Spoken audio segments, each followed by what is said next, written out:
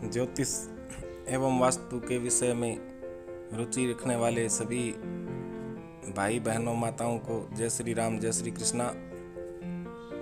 आज हम इस चैनल के माध्यम से रतन और उपरतन के विषय में चर्चा करने वाले हैं। जैसा कि ज्योतिष और वास्तु के पूरक है रतन, और रतन नवग्रह आदि के विषय में अधिक जानकारी के लिए वैज्ञानिक प्रभाव भी इस चैनल के माध्यम से प्रस्तुत किया जाएगा। और जातक मूल्यवान रतन के अभाव में जन्म नक्षत्र की औषधि के बारे में भी जानकारी प्राप्त कर सकते हैं।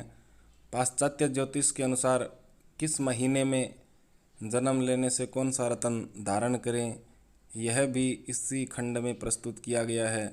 ग्रहों के निर्धारित धातु के बारे में भी यथास्थान की जानकारी दी गई है, और साधारण व्यक्ति भी रत्नों के बारे में बहुत कुछ जान सकता है।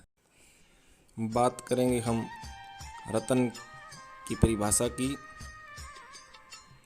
रतन उसे कहते हैं जो प्राकृतिक रूप से अद्भुत आभा, वर्ण और शक्ति और प्रभाव से युक्त हो, और जिसमें विशेष गुण समाहित हो। धरती के गर्भ में जो विभिन्न प्रकार की भौतिक और रासायनिक तत्वों के संगठन से उत्पन्न एक विशेष प्रकार की दीप्ति वाले जो पत्थर होते हैं, जो आकार में बहुत छोटे होते हैं, इन्हें रतन की संज्ञा दी जाती है। और ग्रहों की एनर्जी को वो त्वचा के द्वारा अपने शरीर की वीकनेस को पूरी करने में जो सहायता प्रदान करते हैं, वही रतन हमारे जमाने में पत्थरों से ही जीवन निर्वाह होता था। ये बात तो प्राय हम सभी जानते हैं। और उस समय मनुष्य विकासशील भी नहीं था।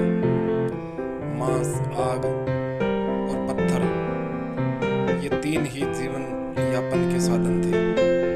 इतिहास ने इस युग को पाषाण युग भी कहा है, परंतु आज के मानव ने खोज करते हुए परखा व मूल्यवान रत्नों को स्वीकार भी किया है।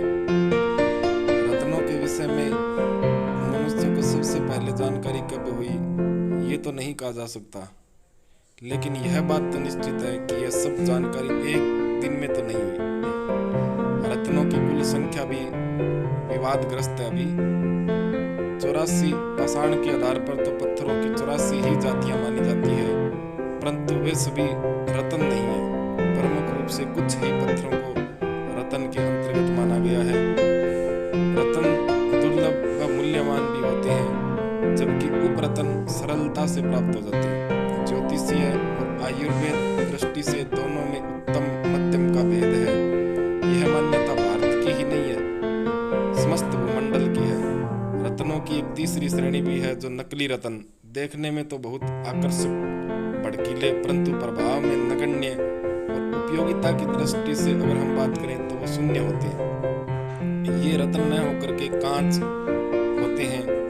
ज्योतिषीय शास्त्र की भारतीय पद्धति में सूर्य, चंद्र, मंगल, बुध, गुरु, शुक्र, शनि, राहु, केतु को ही मान्यता प्राप्त है।